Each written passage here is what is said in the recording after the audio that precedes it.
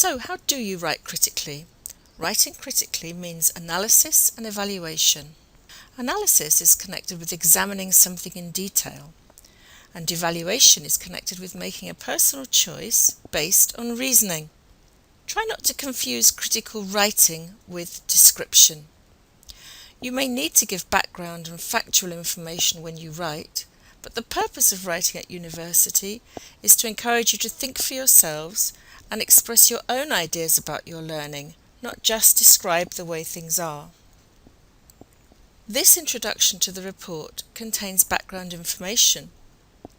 The writer needs to set the context and restate the instructions to show that she's understood them.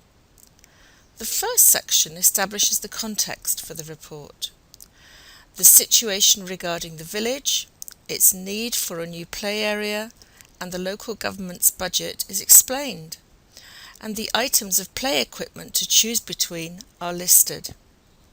It's very clear that the writer understands what she has to do in the report. In this paragraph, however, the writer chooses one item, the climbing frame, and picks out its main strengths. These are that it's popular, challenging, and useful for developing physical skills and psychological risk-taking. She also discusses a drawback that younger children need to be supervised when using it. While assessing these different points, the writer makes an evaluation, a kind of judgment, and decides that despite its unsuitability for very young children and the fact that it's relatively inexpensive, the advantages outweigh these drawbacks and the climbing frame is chosen.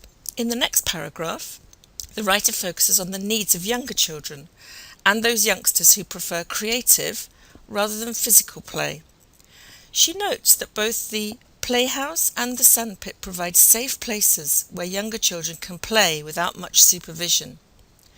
She suggests the compromise of a playhouse within the sandpit to maximize play opportunities. By explaining her reasoning process, the writer justifies her second choice.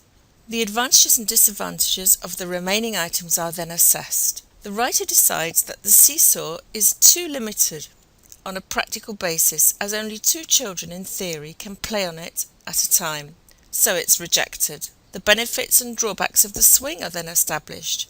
That is, it's popular and fairly inexpensive, and children who go to the park alone can play on it. It's true that children may get bored waiting for their turn, but the writer judges the swing's popularity and adaptability, even for very young children, to be of overriding importance, and so the decision is made to invest in 2 of these. The writer then makes a decision to choose the accessible roundabout as the final item.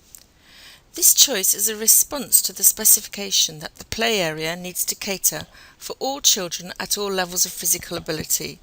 But the writer also gives her own evaluation of the roundabout by pointing out that this item will encourage sociability and cooperation. In this way, the writer provides an analysis of the benefits of this type of roundabout, while also justifying its inclusion, or in other words, giving supporting reasons for its choice. The benefits of the slide, that is, that the turns are quick and both older and younger children can use it, are referred to. But since the project has reached the limits of its budget, the writer suggests another compromise, that is, a small slide as part of the climbing frame. The final paragraph sums up the recommendations, and the writer concludes that she has completed the task set and that it is within budget. She also shows that she has respected the word count. So, what sort of language have we seen for analysis and evaluation? Well, you can see here that analysis and evaluation involves disadvantages, advantages, giving reasons, differences, similarities, cause and effect, contrasting information, making concessions.